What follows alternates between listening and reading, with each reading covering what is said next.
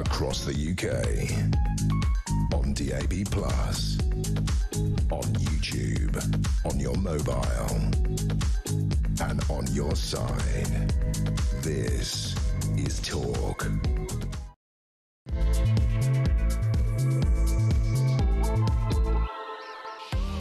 Well, a very good evening. This is Talk. I'm Peter Cardwell. Thank you so much for your company. I'm here for the next couple of hours. Slightly shorter show on a Friday evening. So much to talk about, though. The row about the Muslim prayer event in Trafalgar Square continues. Kemi Badenoch now accusing Keir Starmer of sucking up to Muslims to see off the threat from the Green Party. I think she may well be right. He's certainly looking over his shoulder at the Green Party on this issue, which I think I slightly differ from Kemi Badenoch on it nonetheless. I believe in freedom of religion, but so many people very, very concerned about it, including Nigel Farage. We'll hear what he had to say as well. We'll talk to Mike Indian and Joe Wheeler on the debate desk. They are here. We'll talk about numerous stories, including the UK border chief in charge of stopping small boats who has quit after mounting pressure from the failure to reduce those channel crossings, of course, as well.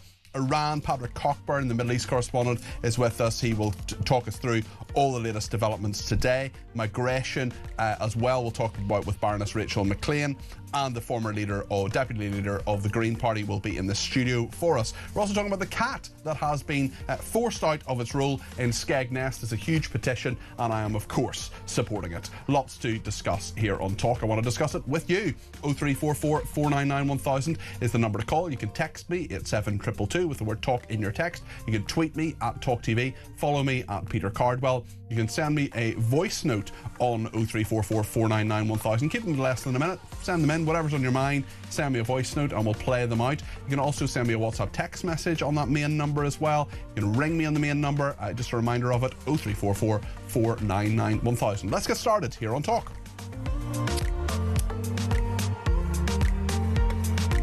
And I know because of the war in Iran, I am absolutely in support of the Iranian people who want to overthrow their regime. And I know that many people are celebrating the Persian New Year. And I just want to wish anybody who is Persian, anyone who is Iranian, a very happy New Year. And I hope that it is a better year for the people of Iran. And I hope that the regime is failed, is toppled. We'll talk about that a little bit later on. But I want to talk about something more sort of closer to home here, and that is the ongoing row over the large Muslim prayer event that happened. Keir Starmer has been accused of sucking up to Muslims. Kemi Badenoch has talked about this. They did talk in Prime Minister's questions about it, but actually closer to that, I think it was yesterday actually, she was talking about the debate is not about freedom of religion, about how religion is expressed and shared public spaces. I'd love to hear from you on this. This row has gone on for a number of days now. We've been with it and talking about it from the very start. Whatever you think, whatever your view, whether you think I'm right or wrong, whether you think Kemi Badenoch's right or wrong, or Nigel Farage is right or wrong, please let me know. 0344 499 1000. Let's hear what Kemi Badenoch said about Starmer, in her words, sucking up to the Muslim community. This debate, which Nick is having, is not about freedom of religion. It is about how religion is expressed in a shared public space and whether those expressions fit within the norms of British culture. And one of the things that I cannot believe is how Keir Starmer ordered his Labour MPs to pile on him. I will not take lectures from Keir Starmer or Labour on this, because in 2021, Keir Starmer pulled out of an event organised by this very same group, who are highly controversial, and he did so because he was sucking up to British Jews and the Board of Deputies to pretend that the Labour Party had changed. Now, in the wake of Gorton and Denton, he wants to suck up to a different community. This is the mother of all hypocrisy. That was Kemi Badenoch, the leader of the Conservatives, speaking yesterday. Well, Nigel Farage has talked about this too. This is what he has had to say. I've never seen Jewish services taking place in places of historic Christian worship or anywhere else. Look, we have to get this right. You know, we can't stop individuals praying. We wouldn't want to stop individuals praying. But mass prayer is banned. Mass Muslim prayer is banned in many Muslim countries in the Middle East itself. So yes, we have to stop this kind of mass demonstration, provocative demonstration in historic British sites, because that's what it is. Well, the author and columnist Jake Wallace-Simons is with me now. Jake, you're very welcome to the programme. Do you see this as a provocative demonstration, as Nigel Farage says? What's your view on it? Well, funnily enough, when Keir Starmer pulled out of the event with Ramadan Tent Project, the organisers of this mass prayer session in Trafalgar Square, it was due to a story in the Jewish Chronicle, and I was editor at the time, and we exposed how the CEO of that organisation had praised the Islamist group Cage on Twitter, and that was sufficient for Keir Starmer to pull out of that event.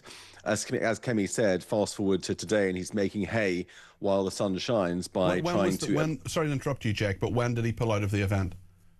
This was 2021, I think it was, 2022. So it was a few years ago. Yeah. But nonetheless, I mean, she's absolutely right that now, you know, Labour's biggest constituency, I believe, is the Muslim vote, which increasingly is voting as a sectarian bloc and threatening to be hemorrhaged to the Greens. So obviously there's political hay to be made in Keir Starmer's lambasting of Nick Timothy. But the point that I would like to make is, I mean, Nigel Farage actually was wrong. There is Jewish prayer. Actually, in Trafalgar Square on Hanukkah, there's a menorah that's lit there, so that does happen. But Jewish prayer and Muslim prayer are different because the Jewish community does not have a problem with extremism. I can't remember the last time a Jewish extremist blew himself up on the London Underground or stabbed members of another religion or stabbed random people in London for political or fanatical reasons. Those are problems within the Muslim community, not the Jewish community. And the Muslim Brotherhood, which is the core sort of jihadi group that's locked our Muslim community into this doom spiral of extremism, is known to use massed prayer as an expression of political dominance and subversiveness all around the world. Do you have evidence that that is what happened here, though, that the Muslim Brotherhood was using that for those purposes in Trafalgar Square? Because many people may just say, actually, hold on, what is the harm in people simply expressing their religion in public? Yeah, I totally get that, and I'm certainly not against Muslim prayer in any way, or the Muslim faith or Muslim people, but we do need to recognise that there is a strong presence of Muslim Brotherhood-inspired extremism in the Muslim community in our country. Last time there was a poll on this in 2024, half of British Muslims were found to have sympathies for Hamas. Half of them were found to want displaying a cartoon of Muhammad to be made illegal. Half of them thought that Jews had too much power over politics and anti-Semitic trope, and a third of them wanted Britain to be subjected to Sharia law. This is a real problem in Britain. It's no accident that so much terror has come out of that community. Now, of course, that doesn't mean that all Muslims are terrorists or all Muslims are bad and so on and so forth. There are great moderate streams of Islam, such as the Ahmadiyyas and others, and the Sufis, of course. But the Muslim community in Britain is very radicalized and very extreme by Muslim Brotherhood leaders and officials and activists, to the extent that the United Arab Emirates doesn't send its citizens, its Muslim citizens, to our country because they'll be radicalized in British universities.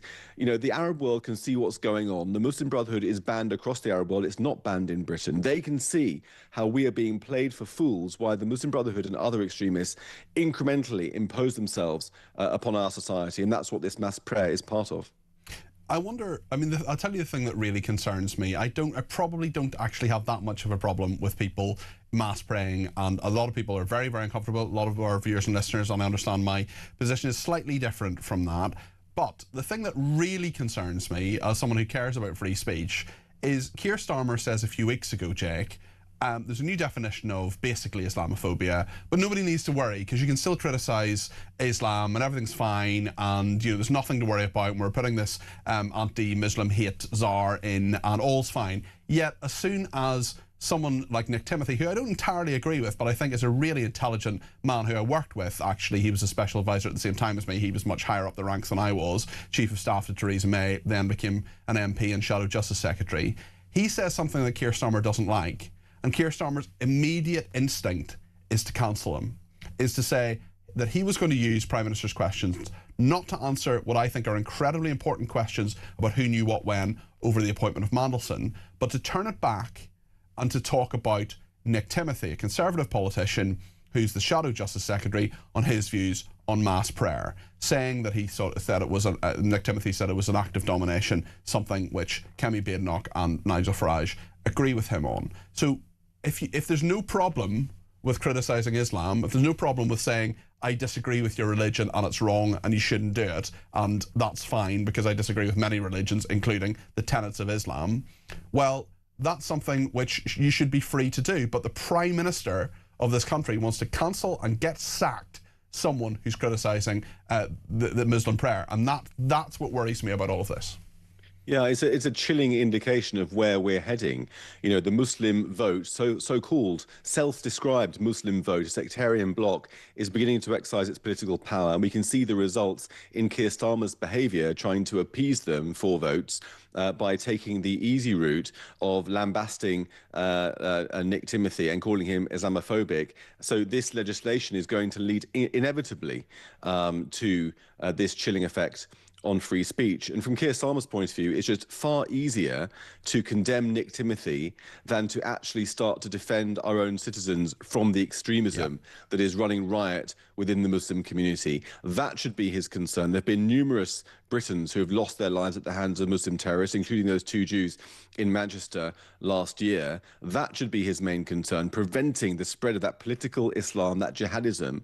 And if that means having one rule for mass prayer with other religions and another for Islam, I'm afraid, as anti-liberal as that sounds, that has got to be part of the solution, because otherwise we're going to be our tolerance is going to be used against us until there'll be no tolerance left. Well, it is already in so many ways. I think we probably diverge on that point, Jake, but nonetheless, our tolerance is absolutely being used against us in so many different ways, especially when it comes to Islamism. Tell me just before you go, Jake, are you worried, we're looking at the Middle East situation and Iran, which I know you follow very closely, are you worried that there are fissures now between what Netanyahu wants and what Trump wants? I mean, my great worry in all of this is that the Americans won't follow through and the regime change that I think is absolutely essential in Iran won't happen. I just wonder what your view is, what's happened in the last couple of days, especially Trump and Netanyahu disagreeing on the oil field. Yeah, I mean, that's a really interesting question.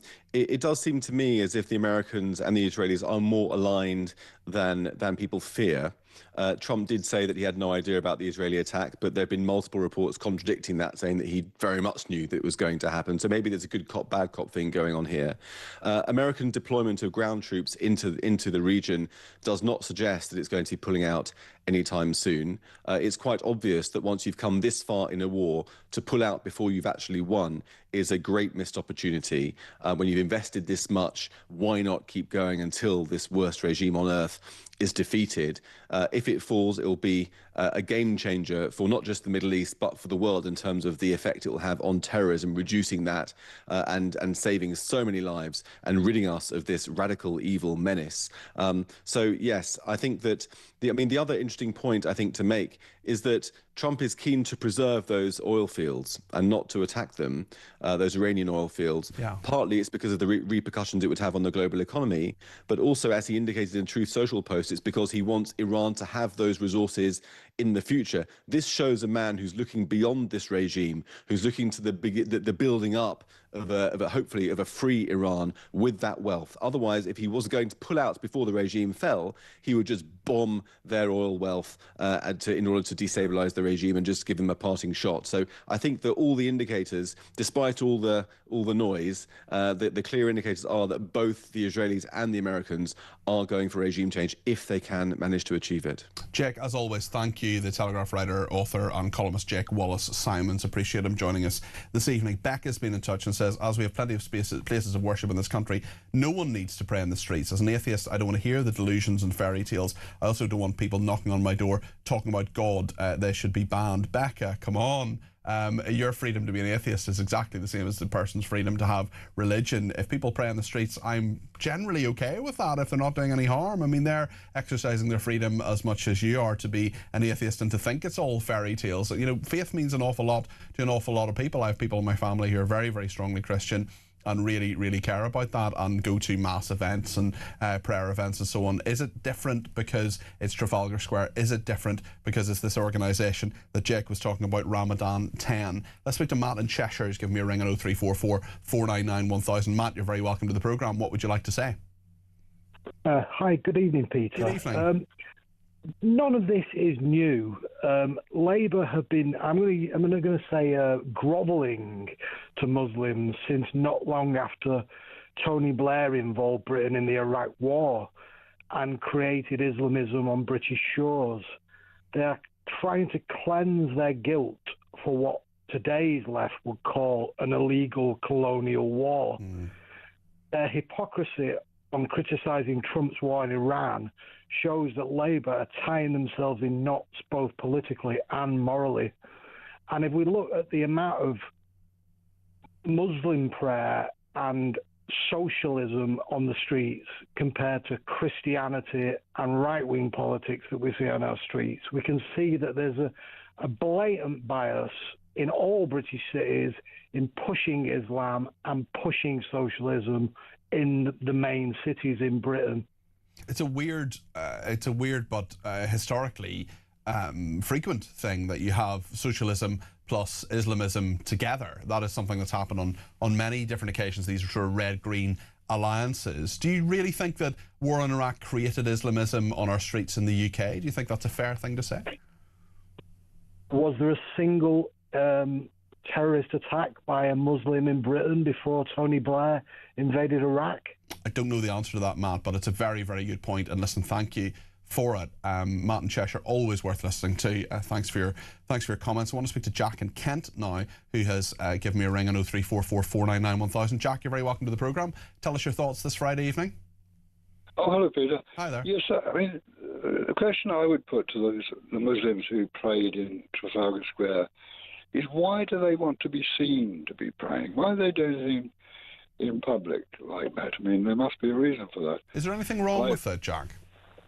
Well, when I pray, I do so either in private or in a place of worship. I wouldn't pray so that people could see me praying. I mean, what is their motivation in wanting to be seen? Nigel Farage is factually wrong, I'm afraid. There have been Christians, Jewish events. I've seen Hindu events, for example, in Trafalgar Square. It's a big, centre of the biggest city, most important city, capital city.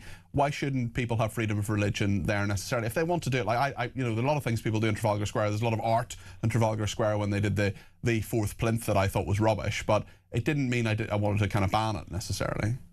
But that's rather different, isn't it? It's different from prayer. I mean, would you pray where people can see you praying? I mean, why are they doing that? I went through a religious phase back in the day when I was a teenager, and I did.